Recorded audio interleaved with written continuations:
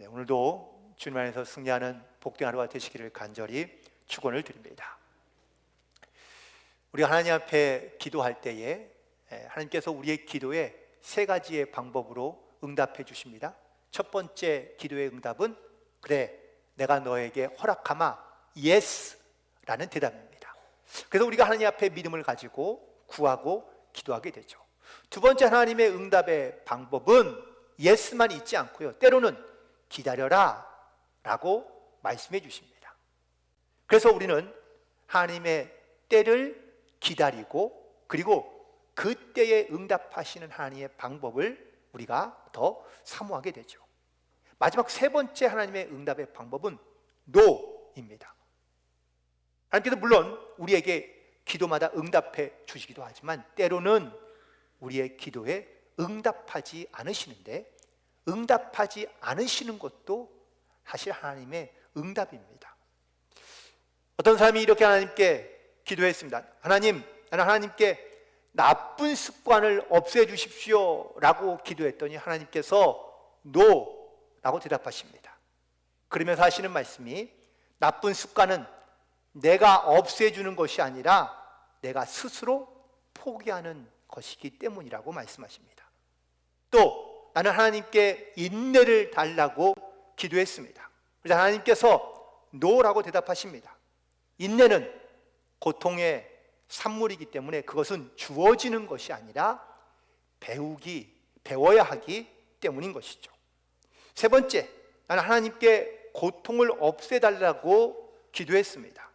그래서 하나님께서 no라고 대답하시고, 고통은 내가 세상적인 관심에서 벗어나 나에게 가까이 올 수 있는 좋은 도구이기 때문에 내게 필요하다라는 겁니다. 그리고 나는 하나님께 행복을 달라고 기도했는데 하나님께서 no라고 대답하십니다. 그러면서 하시는 말씀이, 나는 이미 너에게 많은 것을 축복해 주었다. 고로 행복은 지금 내 손에 달려있기 때문이라고 말씀하십니다. 우리가 하나님의 말씀을 우리가 사모하고 기억하며 또 우리가 좋아하는 말씀들도 있는데요,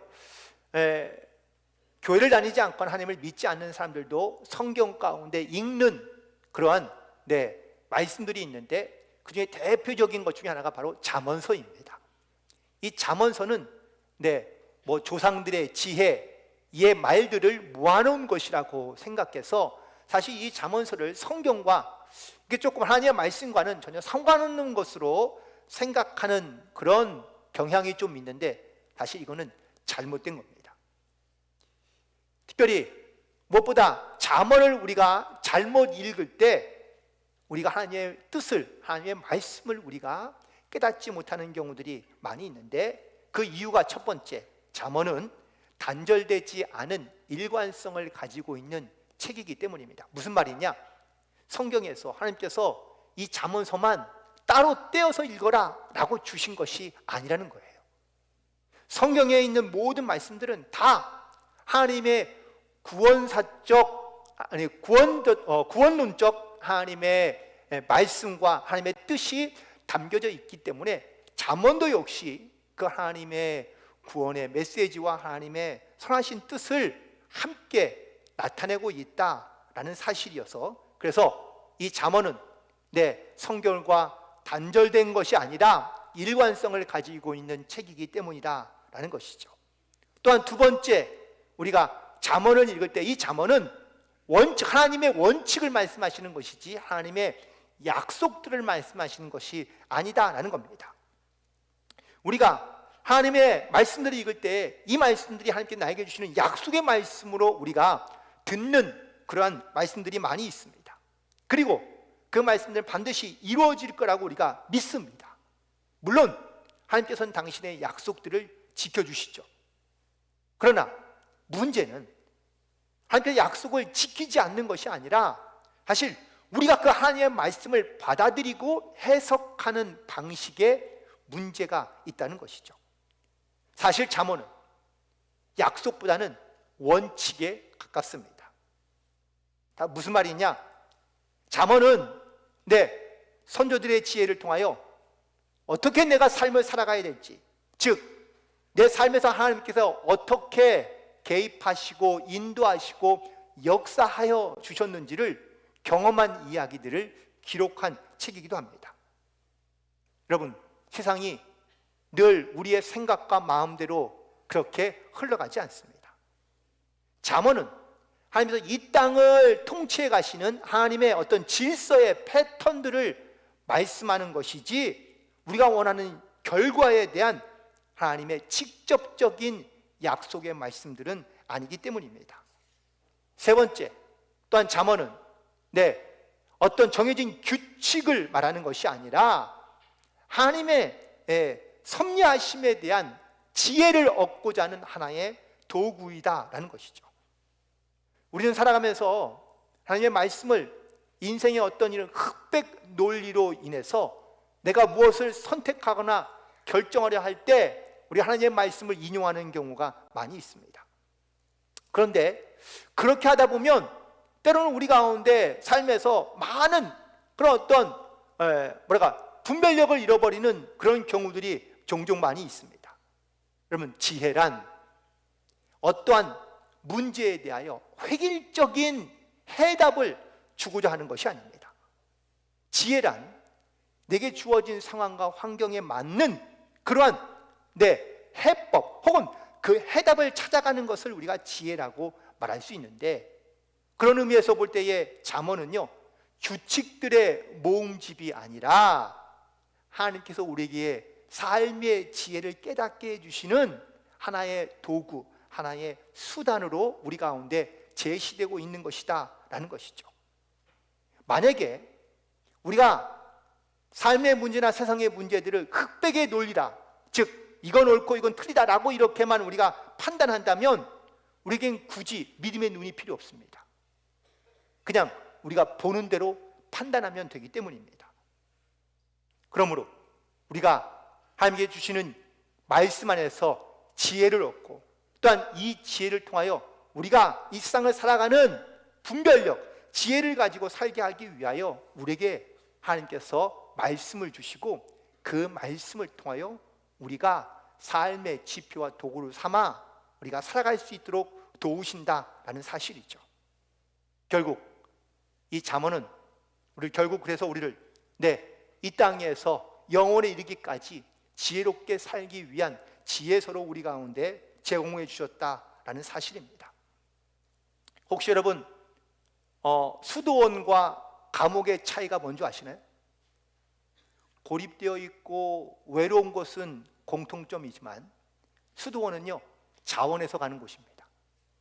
그리고 수도원은 내가 거기 가서 기쁨으로 혹은 또 내가 또 기도하면서 하나님을 만나는 곳이, 이것이 수도원이라면, 감옥은 내가 원치 않는 곳입니다. 억지로 가는 곳이죠.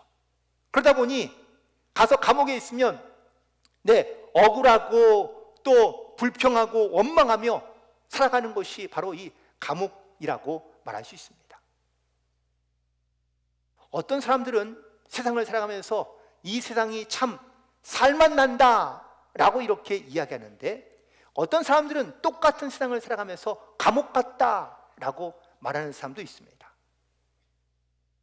마치 감옥과 수도원의 차이를 느끼고 있는 것처럼 세상에 살면서 끊임없는 원망과 불평으로 인하여 내가 이 땅을 살아가고 있다면 이 세상은요, 감옥과 크게 다르지 않습니다. 하지만 내가 살아가는 세상 속에서 내가 주어진 모든 상황과 혹은 또 어떤 문제들을 내가 감사함으로 받으면 똑같은 상황과 환경이지만 내가 버릴 것이 없는, 모든 것이 그래서 합력하여 선을 이루어가게 하시는 하나님의 살아계심을 우리가 느낄 수 있고 고백할 수 있게 된다라는 사실입니다. 오늘은 추수감사 주일인데요, 추수감사 주일로 어떤 말씀을 전하면 좋을까라는 걸 묵상하다가 오늘 본문에 있는 말씀을 묵상하게 되었고, 특별히 세상에 있는 모든 것은 버릴 것이 없다라는 이 말씀이 아주 저에게 아주 너무나 강하게 다가왔습니다. 버릴 것이 없다라는 이 말씀이 어쩌면 이 세상을 살아가고 있는 우리들에게 복음 중에 복음이지 않을까. 복음이란 기쁜 소식을 의미하는데, 여러분 살아가면서 기쁜 소식이라는 게 과연 뭡니까? 나를 즐겁고 나를 행복하게 만들어주는 그런 어떤 이야기, 소식들이 바로 기쁜 소식일 텐데, 그 기쁜 소식도요, 내 안에 기쁨이, 감사가 혹은 또 은혜로 충만해 있을 때 우리가 내게 듣는 모든 소식들이 기쁨으로, 좋은 소식으로 들릴 수 있습니다. 그러나 내 안이 강팍하고 힘들고 어렵고 원망과 불평으로 가득해 있으면 아무리 좋은 소식도 들릴 수가 없는 것이죠.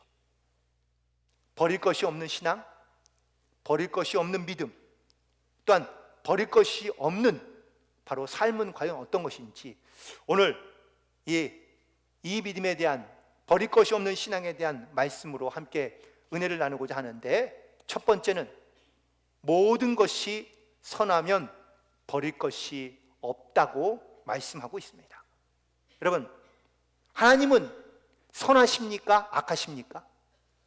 하나님은 선하십니다. 그래서 하나님은요, 자기가, 당신이 만든 모든 만물은 다 선하시다고 말씀하십니다. 하나님께서 세상을 만드시고 난 다음에, 창조하시고 난 다음에 하나님께서 하신 말씀이 있습니다. 보기에 참 좋았더라. 하나님은 당신이 선하시기에 세상에 만든 모든 것들을 다 좋고 아름답고 선하게 만드신 거예요. 그런데 사람이 이 하나님의 선하심을 알지 못하면, 또한 그것을 우리가 깨닫지 못하면 오판하게 되는 거죠. 하나님은 선하지 않다.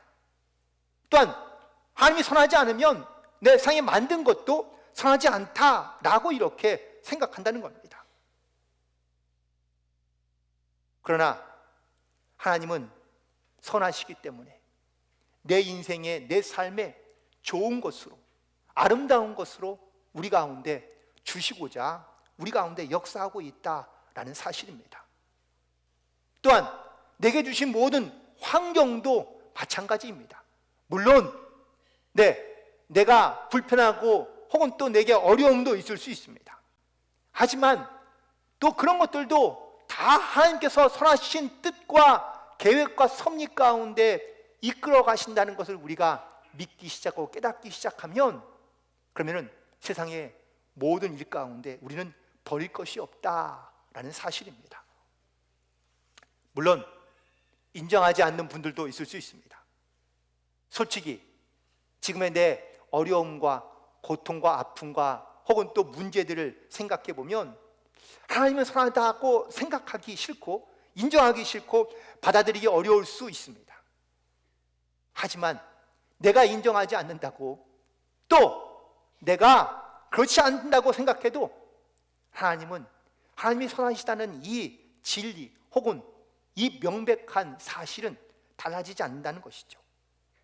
하나님은 분명히 선하시고, 또한 하나님이 선하시기 때문에 당신이 만드는 모든 일들은 또한 선하다는 것을 우리가 깨닫고 그걸 우리가 믿음으로 받아들이기 시작하면 반드시 아름다운 놀라운 역사들이 우리 가운데 나타나게 될 줄로 믿습니다. 제가 한 2년 한 반 정도 지났지만 제가 비행기 사고 당해서 죽을 뻔했던 건 여러분들 아시는 분들은 아시잖아요. 아무튼 그런데 그 사건 이후에 있는 일들을 제가 말씀을 드리지 않았는데, 사실 원래 그 사건이 있기 전에 사실 조금 저희들 가운데 기도의 제목이 있었는데, 아이들이 이제 공부하면서 좀 약간 목돈이 들어갈 일이 생겼습니다. 그런데 이 목돈을 구하려고 하는데 이게 구할 방법이 별로 없는 거예요. 그래서 융자를 더 받아야 되나 이렇게 사실은 고민하고 있는데, 그 고민하고 있을 때 제가 비행기를 탔다가 사고 난 거거든요. 그런데 다행히도 하나님께서 그 비행기 사고에서 안전하게 보호해 주시고 또한 저를 이렇게 또 건강하게 회복하여 주셨습니다. 그러고 난 다음에 이 비행기 사고로 인해서 보상금이 나오잖아요. 그래서 그날 그 사건 이후에 대한항공으로부터 보상금을 받았습니다. 그런데 중요한 건 덜도 말고 더도 말고 딱 그만큼만, 제가 꼭 필요한 만큼만 보상금을 주시더라고요. 그래서 좀 서운했어요, 하나님한테. 좀 더 주시지. 더 주시면 조금 여유가 있을 텐데. 근데 그 일들을 보면서 하나님은 나에게 꼭 필요한 대로 주시는 하나님이시구나, 하나님은 선하시구나 라는 것을 다시 한번 깨닫게 되고, 내 인생에서 버릴 것이 아무것도 없다라는 것을 다시 한번 고백하게 됩니다. 사랑하는 성도 여러분, 물론 우리 가운데 많은 다양한 일들이 일어날 수 있습니다. 하지만 하나님이 선하시다는 이 사실을 꼭 잊지 마시고, 시편의 기자가 늘 고백했던 하나님은 선하시고 인자하시다는 이 믿음의 고백이 여러분의 고백이 되고 우리 모두의 고백이 되기를 주님의 이름으로 간절히 축원을 드립니다. 두 번째는 바로 감사함으로 받으면 아무것도 버릴 것이 없다라는 사실입니다. 성경은 말합니다. 범사에 감사하라. 그런데 우리는 범사에 감사하는 것이 그게 쉽지 않습니다. 여러분, 모든 일에 다 감사하는 것이 누구나 할 수 있는 일처럼, 혹은 아무나 할 수 있는 말처럼 들리긴 하지만 실제로 모든 일에 감사하는 것이 그렇게 쉽지는 않습니다. 우리는 내 마음에 들면 감사하고 내 마음에 들지 않으면 원망하고 불평하기 쉽습니다. 살아가면서 모든 일이 다 내 마음에 드나요? 그렇지 않습니다. 하지만 그 모든 일에 범사에 감사라는 이 말씀을 우리가 믿음으로 받아들이고, 그리고 모든 일에 감사하기 시작하면 내 모든 일에 버릴 것이 없다라는 것을 말씀하고 있는 겁니다. 특별히 아이들을 키울 때 아이들이 기기 시작하고 막 걷기 시작하면 아이들이요 사고 뭉치가 됩니다. 특별히 이제 딸들은 좀 덜하지만 아들은 좀 심하잖아요. 그래서 아들이 막 어디를 막 헤쳐다니고 막 위험한 곳에 가면 부모들이 가장 먼저 하는 말이 있습니다. 뭐라고 말하죠? 안 돼! NO! 라는 말을 제일 먼저 한다고 그럽니다. 아이가 태어나서 가장 먼저 듣는 말이 뭔지 아세요? 안 돼, 안 돼, 안 되라는 말을 가장 먼저 듣는다고 그럽니다. 그러다 보니 이 아이가 자라나면서 긍정적인 말보다는 부정적인 말을 먼저 배우고, 그리고 부정적인 생각을 갖기 시작한다는 거예요. 제 얘기가 아니고 심리학자들의 이야기입니다. 자, 그렇다면 우리 아이들에게 어떤 말을 먼저 가르치고, 또한 아이들에게 어떠한 자아상을 만들어주는 것이 중요하냐라는 것을 우리가 깨닫게 되는데, 우리가 살아가면서 이런 생각이 드는 거예요. 나는 왜 안 되지? 나는 왜 어렵지? 왜 이런 문제가 나에만 있지? 하나님 살아계십니까? 우리 사실 하나님 앞에 원망하고 불평하는 경우가 많습니다. 꼭 하나님이 모든 일을 일부러 그렇게 만드시는 것처럼. 그러나 여러분, 하나님은 그런 하나님이 아닙니다. 하나님은 우리에게 선한 것으로, 좋은 것으로, 또한 좋은 길로 인도하시기 위하여 하나님께서는 반드시 그 모든 일에 개입하시고 역사하신다라는 사실이에요. 그런데 우리가 이 하나님의 선하심을 알지 못하고 믿지 못하고, 또한 그래서 내 일에 안 될 때마다, 내 마음에 들지 않을 때마다 우리는 이 감사하는 마음이 우리 가운데 나타나지 않는 겁니다. 누가복음 15장에 보면 우리가 잘 알고 있는 탕자의 이야기가 있습니다. 여러분, 이 탕자의 이야기에서 탕자를 조금 오늘 다시 한번 주목해 보면, 탕자는 어떤 삶을 살았을까요? 보면은 집안이 좀 넉넉하고 부유했습니다. 또 아버지의 사랑을 받으며 자랐습니다. 그런데 이 탕자는요, 아버지에 대한 감사함이 전혀 없더라고요. 또 형이 있는데 형제 간의 어떤 우애나 혹은 형제 간의 어떤 이런 감사함도 별로 없습니다. 또 자기에게 주어진 모든 상황에 대하여 이 탕자는 감사하는 법이 없더라고요. 탕자의 오로지 목적은 뭐예요?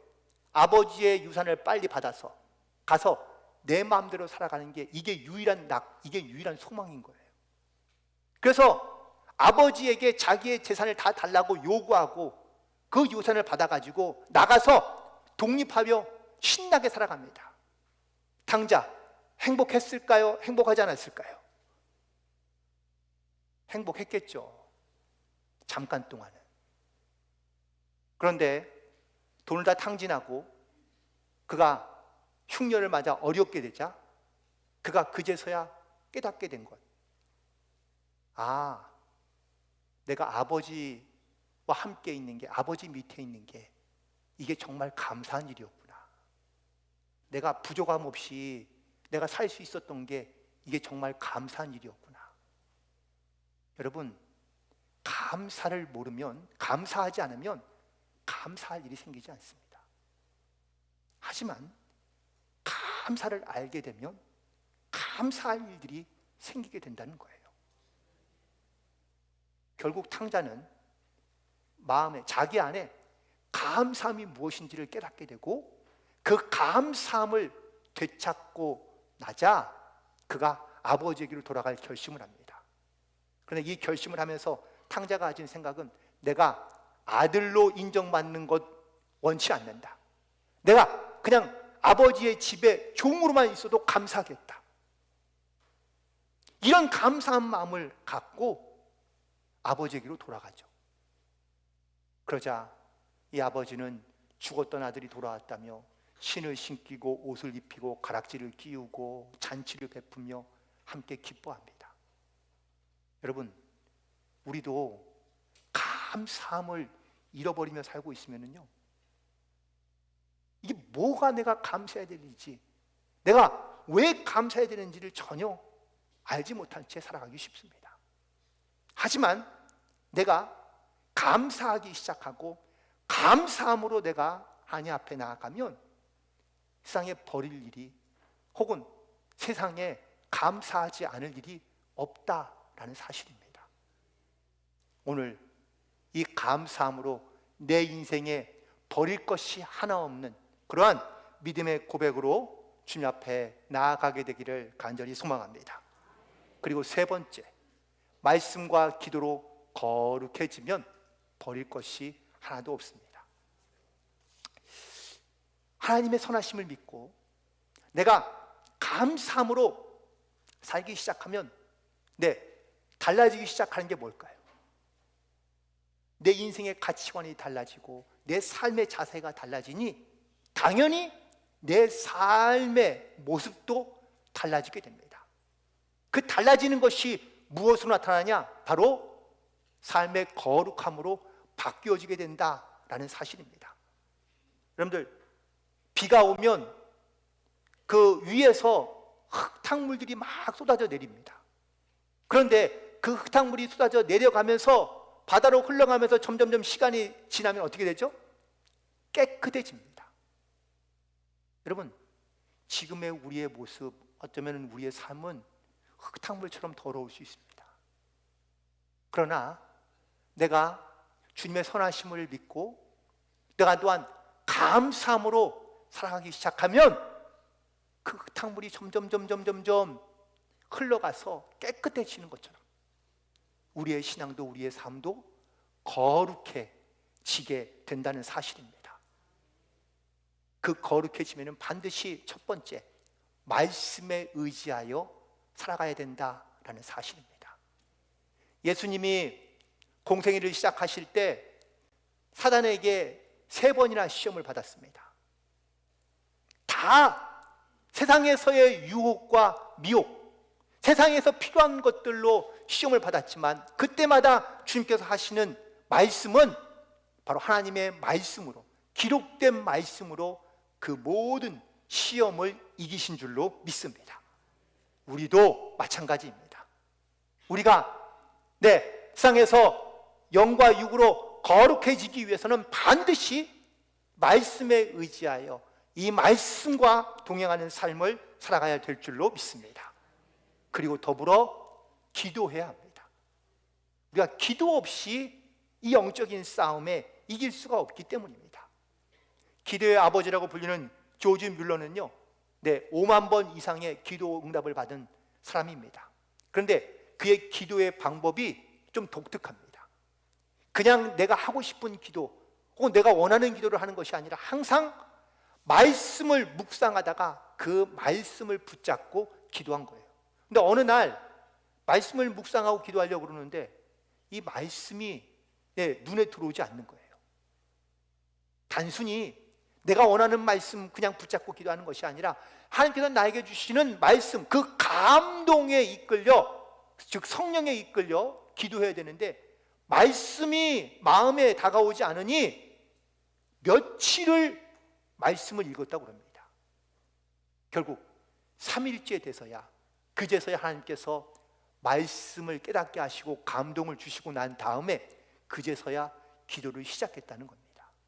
여러분, 물론 우리가 이런 정도의 어떤 영적인 훈련이 되어 있는 것은 아닐지라도 그냥 내가 기도한다고 해서 내가 그냥 내 하고 싶은 말만 다 쏟아내는 게 기도가 아니라 내가 주님의 말씀을 붙잡고 그 말씀에 우리가 내 하나님의 음성을 따라 우리가 주님 앞에 기도하는 영적인 살아있는 기도가 바로 주님께서 원하시는 기도, 기뻐하시는 기도가 되는 줄 믿습니다. 그리고 주님은 그 기도에 또한 응답해 주신다라는 사실입니다. 말씀을 정리하면서 우리는 하나님의 선하심을 믿고 또한 하나님이 뭐 하시는 모든 일에는 내가 감사함으로 어떤 일이든지 내가 순종하며 믿음으로 나아가기 시작하면 하나님께서 반드시 도우시고 일하시고 역사하신다라는 사실입니다.